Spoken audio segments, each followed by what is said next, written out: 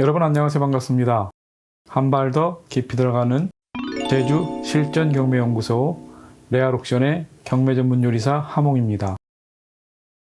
경매는 마치 독이 들어있는 보고와 같아서 잘못 다루시면 큰 탈이 날 수도 있습니다. 그러므로 경매 요리 전문점 레알옥션에서 철저하게 분석해드리는 경매 물건을 통해 여러분들의 내 집 마련, 간물주, 경제적 자유, 대박의 꿈을 꼭 이루시기 바랍니다. 저희 레알옥션에서 도와드리겠습니다.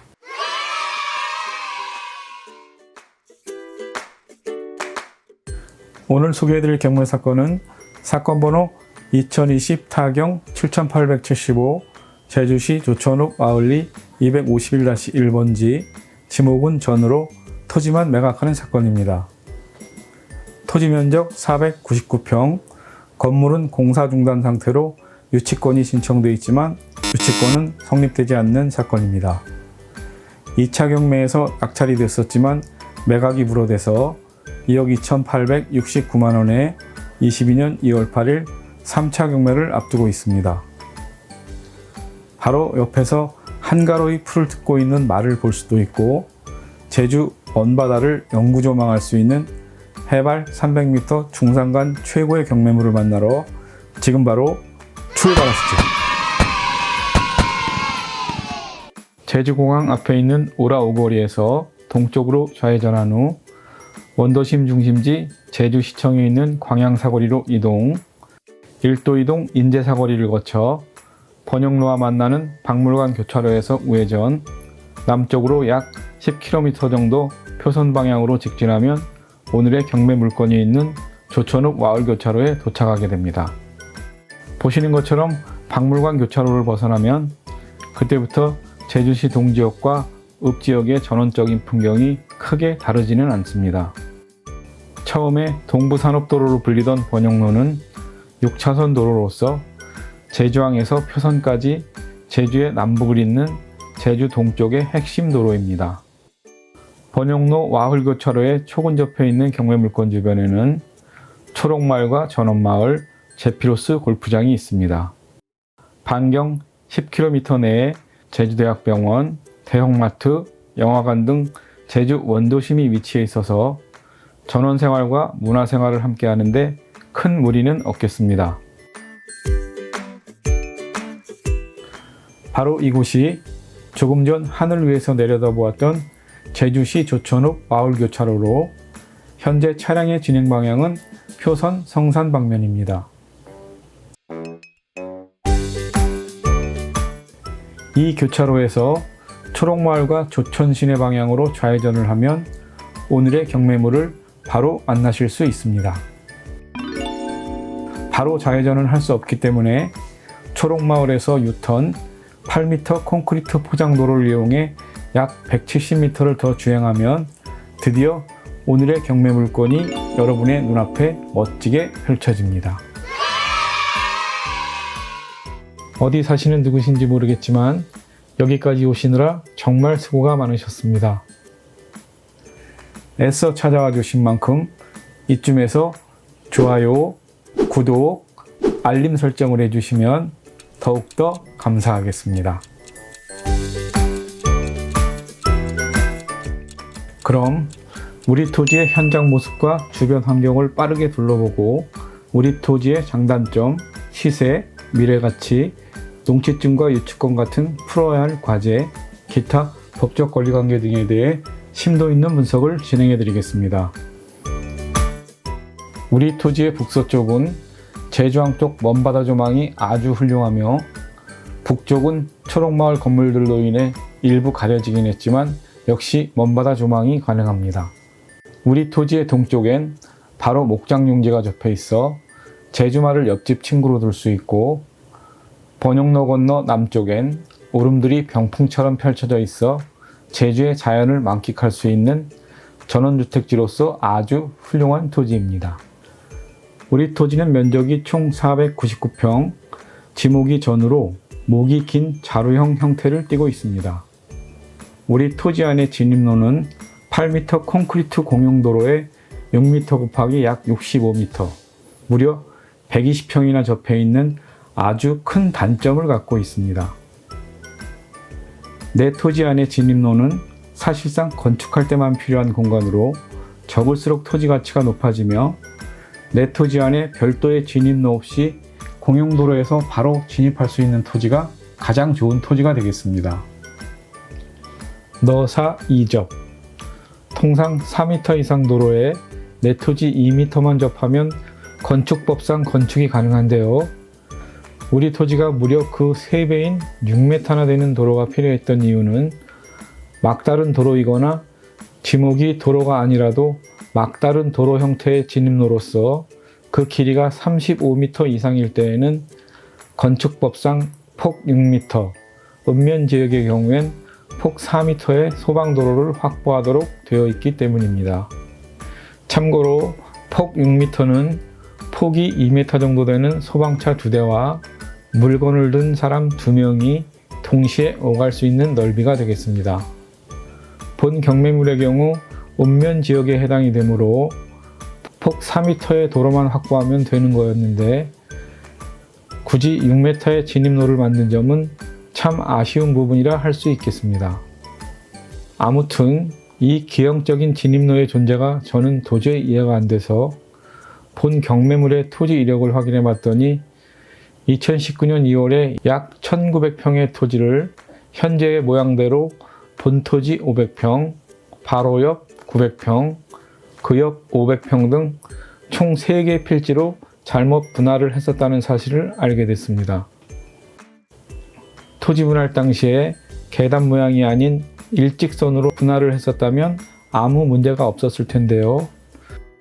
무슨 이유에선지 본 토지의 4분의 1이나 되는 큰 땅을 거의 쓸모없게 만들어버리고 땅 모양마저도 활용도가 떨어지는 계단식으로 잘못 분할을 했던 거였습니다. 구글어스로 확인한 결과 우리 토지의 진입로 시작 부분은 해발 301m이고 약 65m나 되는 엄청난 길이의 진입로 끝부분은 해발 298m, 바닥 기초 공사가 되어 있는 부분이 해발 298m에서 296m로 전체적으로 남쪽이 해발 300m, 북쪽이 해발 296m의 남고 북저, 남쪽에서 북쪽으로 완만하게 낮아지는 완경사지 형태로 먼바다 조망 및 탁 트인 시야 확보 등 훌륭한 조망권과 함께 해발 300m의 쾌적한 중산간 자연환경, 뛰어난 제주시내 접근성을 지닌 아주 매력있는 토지입니다.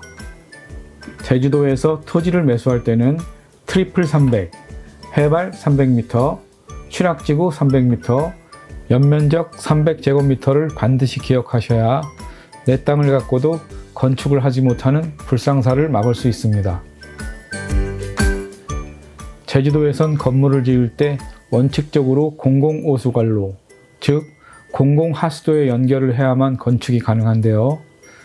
읍면지역의 해발 300m 이하의 토지에서 연면적 300제곱미터, 즉 90평 이하로 건축을 하거나 해발 300m 이상에 있는 토지일지라도 취락지구 경계로부터 직선거리 300m 이내의 토지인 경우 개인 오수처리 시설, 즉 자체 정화도를 설치하면 연면적 300제곱미터 이하의 단독주택이나 휴게 음식점을 제외한 일종 근린생활시설을 건축할 수 있게 됩니다. 그러므로 제주에서 트리플 300이라는 숫자는 불가능을 가능케 하는 마법의 숫자라 할 수 있으므로 잘 기억해 두셨다가 좋은 토지를 선택하시는데 중요한 자료로 활용하시기 바랍니다. 우리 토지는 총 5곳의 바닥 기초 공사를 마친 상태에서 건축 공사가 중단이 됐는데 그동안 잡초가 무성하게 자라난 탓에 실제로는 2곳만 확인이 가능합니다. 건물 공사 중단에 따라 공사대금 채권에 기한 유치권 신고가 되어 있지만 저희 레알옥션의 권리 분석 결과 성립하지 않는 유치권입니다. 이에 따라 신고된 유치권으로 인해 실제 경매에서는 매각가는 물론 입찰자 수도 낮아질 것이므로 우리 토지에 입찰하시려는 분들에겐 오히려 장점이 될 수도 있겠습니다.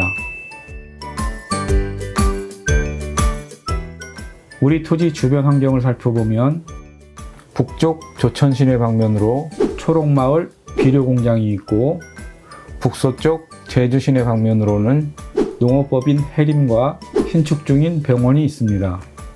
남동쪽 번영로 방면으로는 송전탑과 골프장, 전원마을과 생활체육공원, 회촌동 쓰레기 매립장이 있고, 동쪽 성산 방면으로는 JDC 스마트시티 조성사업 취소지, 축산농장 등이 있습니다.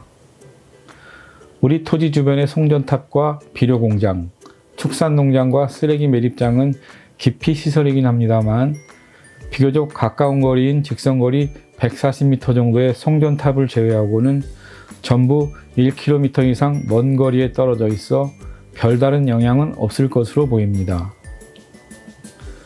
반면에 가까운 마을이나 체육시설, 스마트시티 취소지는 우리 토지에겐 장점으로 작용이 되겠습니다. 특히 바로 길 건너 9만 평 규모의 스마트시티 취소지는 국토부 소속 제주국제자유도시개발센터 JDC에서 2019년 1월 1차 예비 타당성 조사를 실시했으며, 실제로 대량의 토지도 매입했다는 소문이 있는 곳으로 2019년 12월에 공식 취소되긴 했습니다만, 토지 대량 매입이 사실이라면 나라에서 언젠간 다시 그 토지들을 활용할 것이므로 미래의 호재, 즉 우리 토지의 미래가치 상승에 아주 좋은 영향을 미칠 것으로 생각됩니다. 우리 토지의 시세는 굳이 디스코나 밸류맵 등을 보지 않아도 알 수가 있습니다. 바로 우리 토지와 함께 경매에 나왔던 형제 토지들이 첫 경매에서 감정가보다 훨씬 높은 가격으로 바로 낙찰이 됐기 때문입니다. 고로 낙찰가를 시세로 봐도 큰 무리가 없겠으며, 형제 토지들이 1차 경매에서 감정가보다 높은 가격으로 낙찰이 된 사실만으로도 우리 토지 역시 유치권만 해결되면 아주 좋은 땅이란 걸 충분히 짐작할 수 있습니다. 형제 토지들의 평당 낙찰가 평균이 평당 72만 원인데요. 이 가격으로 우리 토지의 시세를 유추해 본다면 499평 곱하기 72만 원, 약 3억 6천 정도가 되겠습니다. 여기에 감점 요인인 진입로 토지 120평의 반, 즉 60평을 제외하고 440평으로 다시 계산을 해보면 440평 곱하기 72만 원, 최초 감정가와 동일한 약 3억 2천만 원이 우리 토지의 적당한 시세라 할 수 있겠습니다. 우리 토지가 유찰된 건 토지가 안 좋아서가 아니라 오로지 건물공사대금 채권에 기한 유치권 신고 때문인데요. 유치권자의 미점유로 인해 본 경매물의 유치권은 법률적으로 성립되지 않는 유치권이므로 과감하게 입찰에 도전하셔서 현재 가치는 물론 미래 가치도 함께 기대해 볼 수 있는 본 토지를 시세보다 약 1억 원 정도 싸게 낙찰받는 행운을 잡으시기 바랍니다. 그럼 이쯤에서 현장 임장을 마치고 법원에서 제공하는 경매 정보를 토대로 등기된 권리들의 인수와 소멸에 관한 레알 옥션만의 심도 있는 권리 분석을 진행해 드리겠습니다. 사건 번호는 2020타경 7875, 총 4개 물건 중에서 물건 번호 1번 사건입니다. 지목은 전, 토지만 매각하는 사건으로 7,450만 원의 유치권이 신고가 되어 있고, 낙찰 후 7일 이내에 농지 취득 자격 증명을 제출해야 하는 사건입니다. 만약 낙찰 후 7일 이내에 농취증을 제출하지 못하게 되면 매각이 불허되고 보증금이 몰수되겠습니다. 주소는 제주시 조천읍 와을리 251-1번지입니다. 보통 조천읍 같은 경우에 동부권으로 생각을 하실 수 있지만, 제주특별자치도 2025 도시기본계획에 따르면 제주 시내를 기준으로 제주시 서쪽의 애월읍과 동쪽의 조천읍은 제주 시내와 더불어 하나의 생활권인 북부권으로 분류가 되어 있습니다. 토지 면적은 1650평방미터, 평수로 499평입니다. 감정가는 3억 2,670만 원으로 평당 65만 4천 원 정도 되는데, 이 정도 가격이면 비교적 적당한 감정가라고 할 수 있겠습니다. 본 경매는 담보권 실행을 위한 임의 경매가 되겠습니다. 2021년 10월 12일 날 3억 2,670만 원의 첫 번째 경매가 있었는데 유찰이 돼서 21년 11월 15일 날 30%가 저감된 2억 2,869만 원의 2차 경매가 진행이 됐었고, 이 경매에서 2명이 입찰해서 2억 5,086만 9천 원에 낙찰이 됐었는데 매각이 불허가 됐습니다. 아마도 농취증을 제출하지 못한 것이 아닌가 하는 그런 생각이 듭니다. 그래서 결국 낙찰이 불허가 결정이 됨에 따라 2022년 2월 8일 날 2억 2,869만 원 같은 가격의 3차 경매가 진행될 예정입니다. 제주도민의 경우 특별한 제한 없이 농취증 발급이 가능하지만 외지인의 경우에는 기대 소득률에 따라 농취증 발급 여부가 결정되는 까다로움이 있습니다. 기대 소득이란 외지인이 제주에서 농사를 지어서 얻을 수 있는 예상 수익에서 비행기값 등의 교통비나 숙식비, 기타 농사를 짓기 위해 투입된 모든 비용을 뺀 후에 얻을 수 있는 소득이라고 생각하시면 되겠습니다.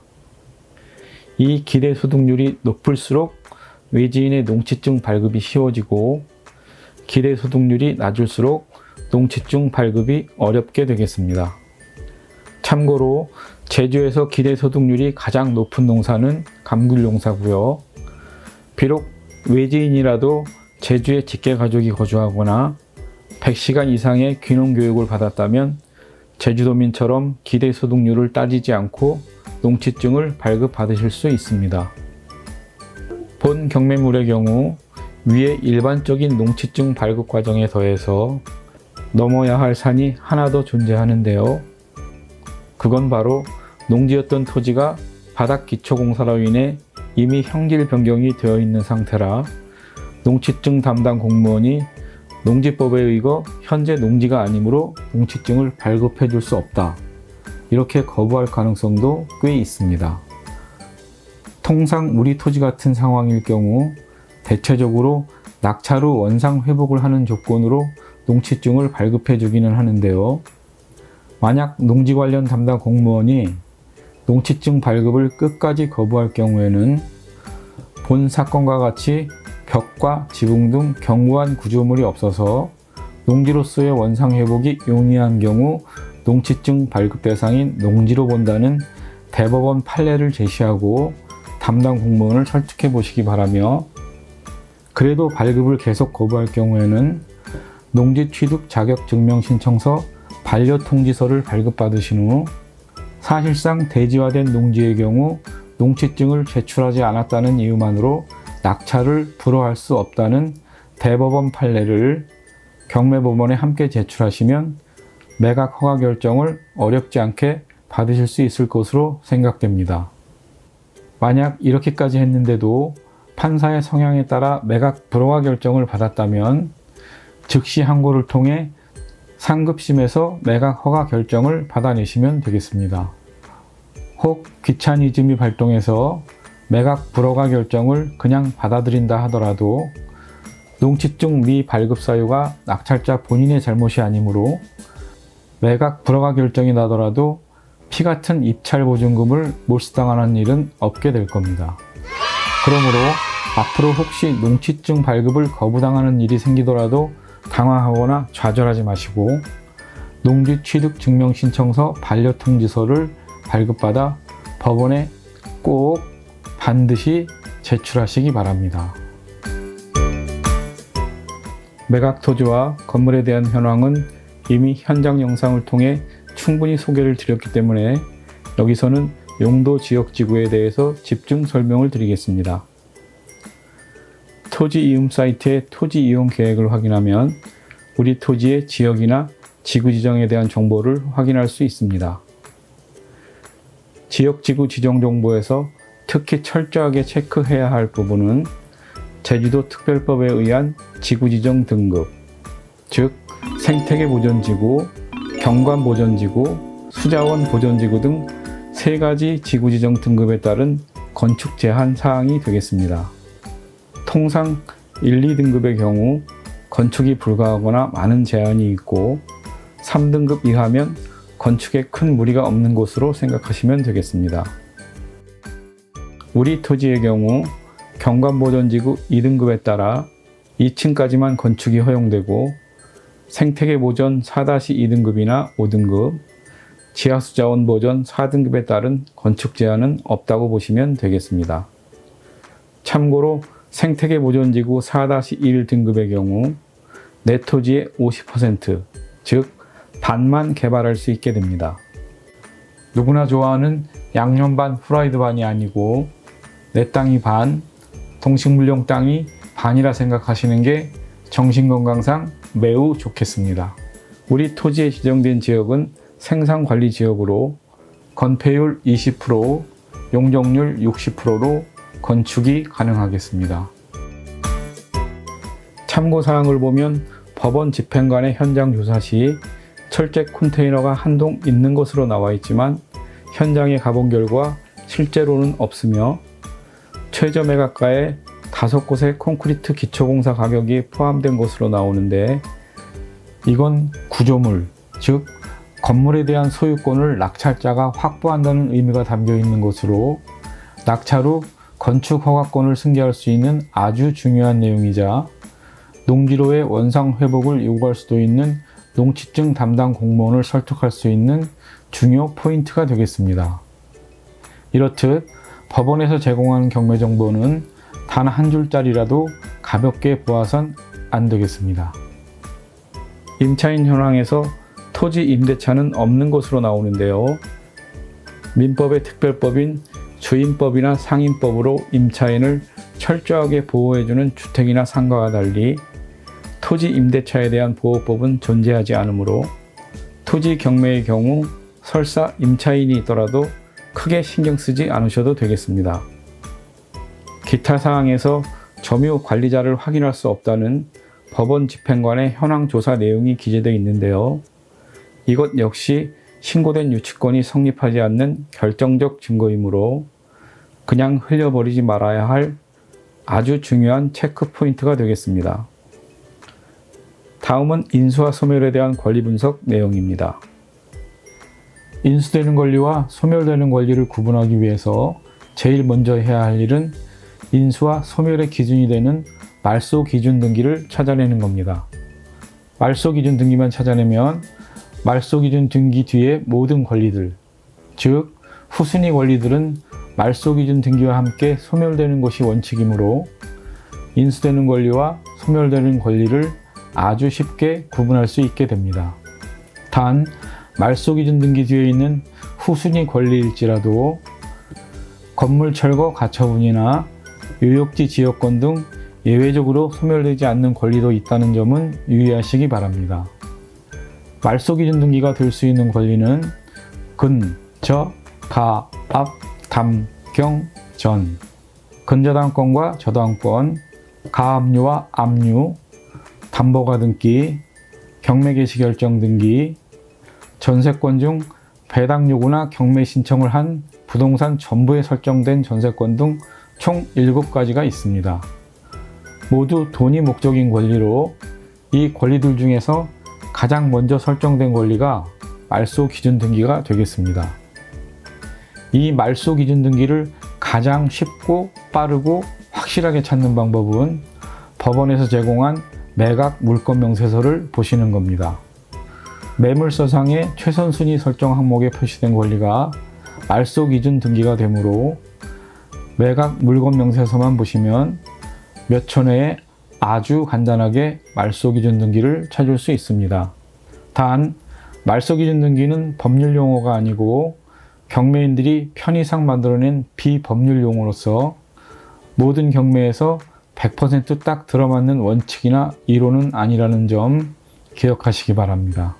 다시 말씀드리면 매각 물권 명세서상에 최선순위 설정 항목에 기재되어 있는 권리라 하더라도 말소 기준 등기가 되지 않는 경우도 가끔 있다는 것을 기억하시기 바랍니다. 우리 토지의 매각 물권 명세서에 의하면 본 경매물의 말소 기준 등기는 토지 등기 194번의 건전한권이 되겠습니다. 말소 기준 등기 이후에 설정된 모든 권리는 말소 기준 등기와 함께 소멸되는 것이 원칙이므로 본 경매물에선 소유권에 제한을 줄 수 있는 등기된 모든 권리가 소멸이 돼서 등기상으로는 깨끗한 물건, 즉 하자 없는 경매물이 되겠습니다만 등기하지 않는 권리로 진성 유치권일 경우 100% 낙찰자에게 인수되는 강력한 물건인 유치권 때문에 일반인이나 경매 초보자들에겐 결정적으로 큰 하자가 있는 경매물로 생각이 되겠습니다. 하지만 이미 말씀드린 것처럼 본 사건의 유치권은 법적으로 성립하지 않는 유치권이므로 과감하게 입찰에 도전하셔도 되겠습니다. 본 경매물의 유치권은 유치권자가 점유를 하지 않았기 때문에 소멸되는 유치권이라고 계속 말씀을 드렸는데요. 본 경매물의 유치권은 점유 여부와 상관없이 법적으로 성립되지 않는 유치권입니다. 그 법률적 근거는 유치권 관련 고급 정보이므로 죄송하지만 저희 레알옥션의 네이버 카페인 레알 Q&A 회원분들에게만 공개하도록 하겠습니다. 그러므로 대박 투자, 경제적 자유를 이루고자 하신다면 좋아요, 구독, 알림 설정과 함께 네이버 레알 Q&A 카페에 꼭 가입해 주시길 부탁드리겠습니다. 지금까지 이렇게 긴 영상을 포기하지 않으시고 끝까지 시청해 주신 여러분들은 분명 진정한 의지의 한국인이자 무얼 하시든지 크게 되실 분들이십니다. 정말 너무너무 감사드리고요. 저는 더 좋은 경매물, 더 날카로운 분석, 더 멋진 영상을 가지고 다시 찾아뵙겠습니다. 그동안 여러분들이 바라시던 모든 일들이 올 한 해에는 꼭 이루어지길 응원하겠습니다. 감사합니다.